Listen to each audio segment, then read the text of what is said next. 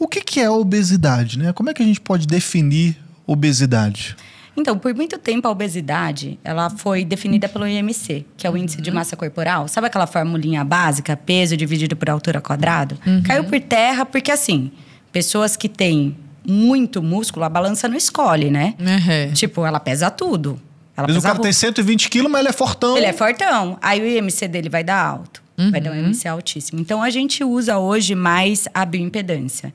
Então, a obesidade, ela é caracterizada pelo excesso de gordura corporal. É uma doença crônica. Quando a gente fala que é uma doença crônica, significa que ela tem controle e não tem cura. Então, por isso que é importante reforçar. Obesidade não tem cura. Obesidade é crônico. Ela é uma doença degenerativa. Ela é uma doença inflamatória. Então, ela causa um processo inflamatório no corpo. E ela é multifatorial. Ela é gerada por diversos fatores. A gente não pode jogar a causa da obesidade para um só ponto. Então, a pessoa tem obesidade porque ela come demais, ou porque ela não treina, ou porque é um fator genético. Tem várias causas envolvidas.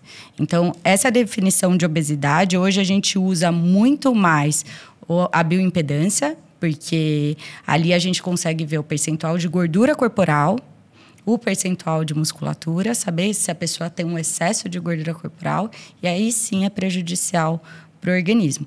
Porque durante muito tempo, o tecido adiposo, que é a gordura branca, todo mundo achava que era um negócio que estava ali morto, parado. E a gente sabe que não é mais, ele tem funções parácrinas e autócrinas, ou seja, ele libera hormônios, ele tem ação no corpo, então ele tá ali em atividade.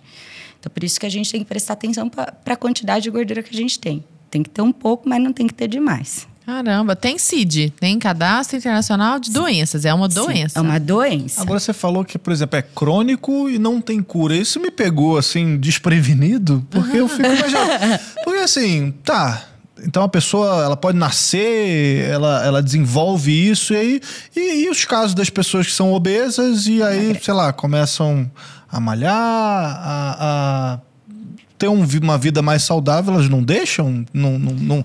Como é que ela não tem cura? Não tem cura. É que me deu tela azul aqui, entendeu? Então, me deu um tan, né? O que acontece é que a célula de gordura, quando você emagrece, ela não faz um pluft. Ela é um adipócito. É uma célulazinha que a gente tem. E daí você tem aquela célula de gordura que estoca gordura. Certo? Então, ela capta a gordura e ela começa a crescer. Então, quando a gente engorda, ou seja, aumenta a quantidade de gordura corporal, ela pode ter dois processos, que a gente chama de hipertrofia, que é aumentar a célula. Então, ela estoca muita gordura e ela cresce. E hiperplasia, que ela começa a se dividir. Por isso que a pessoa engorda. Então, a gente fica com mais células, tá? Quando você emagrece, o que acontece é que você só utiliza o estoque de gordura corporal. Só que a célula continua ali. A célula não some. Ela tá lá quietinha, parada, pronta para captar de novo a gordura corporal. Então, o que a gente fala, principalmente em pessoas que emagrecem de forma muito rápida ou utilizam estratégias que não são estratégias duradouras, exemplo, alguns medicamentos, algumas coisas que, aceleram esse processo e não trabalham a mente, a consciência, elas tendem a ganhar de novo esse peso. Então, essa célula está lá quietinha, pronta para captar gordura. Só que no efeito sanfona, ela pode ganhar até 30% mais de células novas de gordura corporal. É muito mental, né? É igual a pessoa que faz a bariátrica, sei lá, que se não cuidar, ela volta a ter o mesmo peso. E o mais perigoso para mim, o efeito sanfona é super complicado, porque você pega pessoas... tem um estudo de 1995 do Dishman que ele mostra que as pessoas que passam por um processo de emagrecimento ou mudança de estilo de vida, 75% das pessoas tendem a largar esse processo de 3 a 6 meses. 3 a 6 meses é tão pouco. Elas largam, porque é difícil. O processo de mudança, ele é difícil. E essas pessoas que têm esse processo de reganho, elas não entendem que elas ganham novas células de gordura. Muito rápido. 30% de novas células de gordura elas ganham. Então, imagina que você tinha uma quantidade grande de células de gordura. Esse estoque de gordura foi utilizado, a pessoa emagreceu, perdeu o peso, tá bonitinho e tudo mais. Aí, do nada, ela volta a ganhar peso. Aquela célula, ela capta a gordura de novo e ela começa a criar novas células de gordura.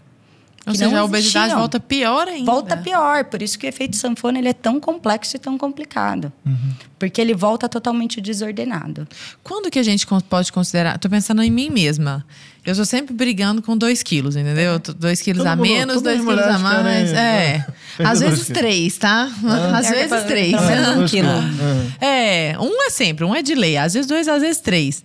Mas eu não acho que seja efeito sanfona ou não sei. Efeito sanfona é a partir de que tanto? Não tem um a partir de que tanto. O efeito sanfona é quando a gente pega uma pessoa que faz um processo de emagrecimento muito restritivo, talvez. Então, tipo, ela faz uma dieta muito restritiva, ela começa a querer mudar de uma vez só. Então, tipo, ela muda a chavinha, quero mudar.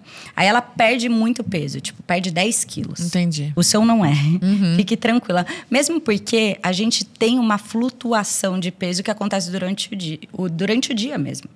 Se você se pesar de manhã e se pesar à noite... Sim. O peso muda. Às vezes retém o líquido ali, né? Exato, por isso que a gente tem que se pesar uma vez por semana no máximo, no mesmo horário, com o mínimo de roupa possível, em jejum, depois de ter feito xixi. Tem que ser do mesmo jeito.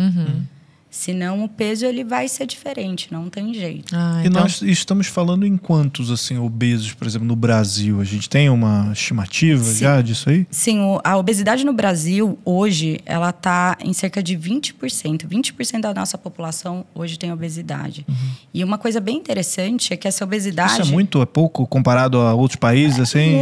É muito. Na verdade, o Brasil, hoje, ele cresceu muito. Ele tinha um número bom, assim, bom comparado a outros países. E ele teve um estopim, principalmente depois da pandemia. Sim. E todos os países tiveram. Porque foi um contrassenso, né? Então, foi tudo muito contraditório na pandemia.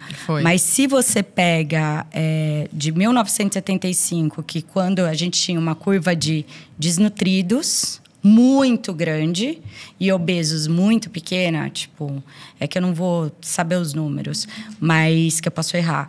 Mas essa curva se inverteu em 1989. Aí começou a crescer o número de obesos e ela só aumentou. E em 1995, aí desembestou. Porque hoje a gente tem 4% de pessoas desnutridas e 20% de pessoas com obesidade. É muito discrepante. E hoje nós temos os obesos com desnutrição. Pois é, como é isso? Parece uma coisa tão contraditória, mas não é. Sim. O que é um obeso com desnutrição? É uma pessoa que tem um excesso de gordura corporal, se alimenta, tem uma qualidade alimentar muito ruim. E ele não tem a capacidade de absorver de forma efetiva os nutrientes essenciais. Então, ele tem uma quantidade de vitamina muito baixa. Ele está todo desordenado quando a gente pega vitamina D, selênio, zinco. Está tudo errado. Tudo fora. Então, isso a gente considera um obeso com desnutrição, mas a maioria tem. Porque a qualidade alimentar costuma ser muito ruim. Então, é falso isso de quando a gente vê, às vezes, uma pessoa um pouco mais gorda. Fulano é nutrido, hein? Às vezes ele é desnutrido. A maioria é desnutrida. A maioria, a qualidade da alimentação é muito ruim, sabe? Então, a gente tem que prestar atenção, porque o que acontece é que as pessoas, elas só levam... Exemplo, trabalhei com 3 mil pessoas com obesidade. Eu fiz estudo com obesidade e adolescentes com obesidade. O que acontece é que a maioria... Se você pega um adolescente, por exemplo. O adolescente com obesidade, ele às vezes não quer emagrecer. E a mãe quer que ele emagreça.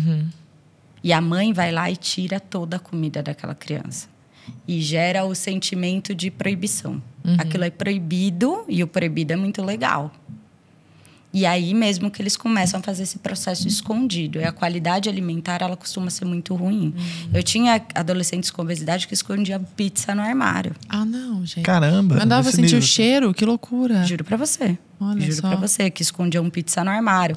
Eu tive que... O que eu falo é que a obesidade, ela sempre vem atrelada a uma história, né? Então, por isso que é tão importante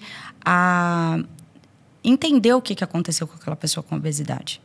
E não simplesmente aceitar aquele processo.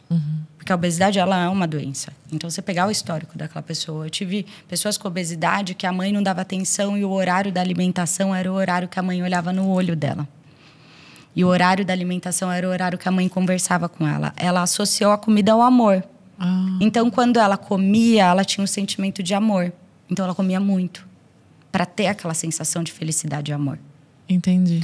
Eu tinha adolescentes que tinham um caso de estupro dentro da família, familiar, e comia para ficar quieta. Então, a gente precisa entender o que levou aquilo tudo. Então, se foi algum trauma... muito individual, né? Muito. Muito. Não dá pra gente padronizar, não dá pra cuidar da mesma forma, não dá pra generalizar, não tem como. Porque a gente tem até casos de reprogramação fetal. Então, pais obesos, a gente sabe que pensando em fenótipo, pensando em toda a parte de epigenética, principalmente, que a mudança da expressão gênica sem alterar o DNA, e passa isso geneticamente, 50% da influência na obesidade vem do pai e 50% da mãe. O que é reprogramação fetal? Só para a galera de casa também entender. Reprogramação fetal é quando, tipo, você vai ter um filho. Eu vou falar de forma bem simples. O pai é obeso, a mãe é obesa. Toda a expressão gênica daqueles pais, eles passam para o feto. Então, todo o ambiente, todo o meio, qualidade alimentar, tudo passa para o feto. Então, a possibilidade daquele feto se tornar uma criança obesa é muito maior. Por isso que o meu corpo, minhas regras, para mim, cai por água. Eu falo isso, para mim, vai por água abaixo. Porque se você tem um bebê, já não é mais. Já não é mais. O bebê tem direito de escolher, tipo, eu vou ser ou não, vou ter ou não obesidade. Aí a mãe vai lá, tem obesidade, porque tá tudo bem para ela. E uma criança nasce com predisposição à obesidade. Então, existe isso também. Tem a questão genética, claro, né? Tem, óbvio, a questão genética envolvida.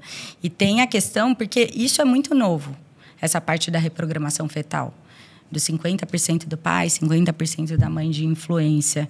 Que antes eles acreditavam, se eu não me engano, é Lamarck que falava que os caras muito fortes iam ter filhos muito fortes. E daí isso caiu por terra. Mas isso com a obesidade acontece. Que coisa. E as pessoas discutem. Porque quando você faz um texto desse, vem uma pessoa e fala, mas meu filho não tem obesidade. Ele não tem hoje. Mas ele tem uma predisposição muito maior.